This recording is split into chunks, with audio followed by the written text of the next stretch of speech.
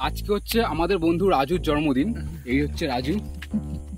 তো আজকে আমাদের রাজুর জন্মদিনে স্পেশাল একটা আমাদের রাইড ছিল। এখন রাত 10:30 বাজে।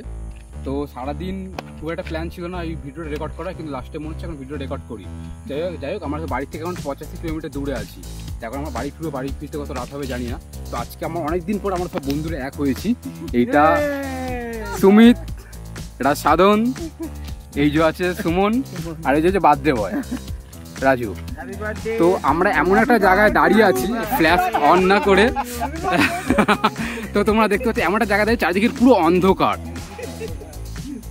পুরো চারিদিকে কিন্তু একটা অন্ধকার, কিচ্ছু দেখা যাচ্ছে না। এখন বাজে 10:34। আমাদের বাইক সব স্টার্ট হয়ে রেডি হয়ে আছে, কিন্তু একটা জিনিস বলা হয়নি, আমরা তো সাধনের এলাকায় এসেছিলাম।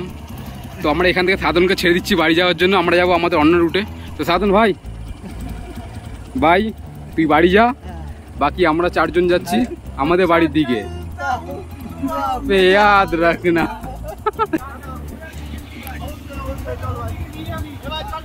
সাধন ভাই টাটা। সাধনের রাস্তা অন্যদিকে, আমাদের রাস্তা অন্যদিকে। আমরা যাচ্ছি এখন কলকাতার দিকে, সাধন চলে গেল বাড়ি। Barasat 27 kilometre, Habra 2 kilometre. তো আমরা যাবো হচ্ছে বাদিকে হচ্ছে কলকাতা যাচ্ছে, ডান দিক যাচ্ছে হচ্ছে বনগাঁর দিকে। তো গোবরডাঙ্গা থেকে একটা বাইপাস রাস্তা ধরে আমরা উঠলাম এখন যশোর রোডে। তো এখান থেকে আমাদের বাড়ির ডিস্টেন্স দেখাচ্ছে 48 কিলোমিটার, সময় লাগবে 1.5 ঘন্টা। এখন অলরেডি পুরো রাত 11টা বাজে। কারণ বাড়ি পৌঁছাতে গুগল ম্যাপ অনুযায়ী সময় লাগবে 12:30। তো জানি না রাস্তার কন্ডিশন কি আছে, কতটা জ্যাম আছে।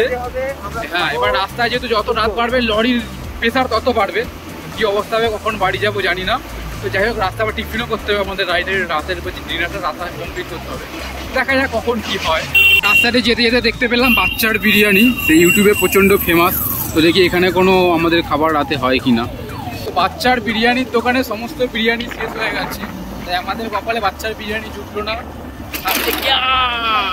রাস্তা ভাঙা ছিল, এটা ব্লগে কি হলো। তো ডান দিকে এটা হচ্ছে হাবড়া চৈতন্য কলেজ। তো এখন 11:57 বাজে। আমরা এই ধাবা থেকে ডিনার করে জাস্ট বেরোলাম। খাবার কিন্তু বেশ ভালোই ছিল, ভিড় দেখেই দাঁড়িয়েছিলাম রাস্তার সাইডে।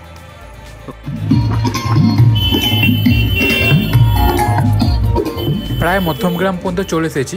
ভেবেছিলাম হয়তো রাস্তা প্রচুর জ্যাম হবে, কিন্তু রাস্তাটা এখনও ফাঁকাই আছে, এখন নর্মাল ট্রাফিকই আছে। প্লেনটা পুরো মাথার উপর দিয়েই গেল, কিন্তু ফোনটা বের করে রেকর্ড করতে করতে এই প্লেনটা অনেক দূর চলে গেছে।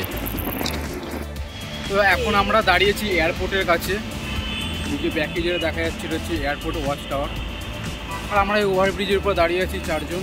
একটু 5 মিনিটের ব্রেক নিচ্ছি। কন্টিনিউয়াসলি চলেছে গাড়ি। ধাবার থেকে যে মানে ডিনার করেছি তারপর থেকে গাড়ি কিন্তু কন্টিনিউয়াসলি চলেছে। এত দূরে এসে এখানে করেছি, আর তো বাড়ি যেতে মিনিট 15 মতো টাইম লাগবে। এখন টাইম হচ্ছে 12:37। বলছি তোরা বাড়ি চলে যা, আমি সুমনকে বাড়িতে ছেড়ে তারপর বাড়ি যাবো।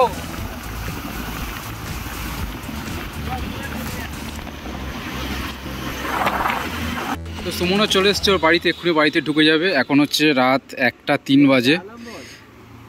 রাজিক রোড কিন্তু পুরো ফাঁকা। রাজু আর সুমিত তো অনেক আগেই বাড়ি চলে গেছে। তো সুমনকে এখন বাড়ি ছেড়ে দিয়ে আমি যাচ্ছি বাড়ির দিকে। এখন রাত 1:12 বাজে। আমি জাস্ট ফ্ল্যাটে এন্টার করছি। আজকে তো মনে হচ্ছে আমার কপালে খুব দুঃখ আছে। তো তোমাদেরকে জানাই গুড নাইট, আর আমার জন্য ব্যাড নাইট।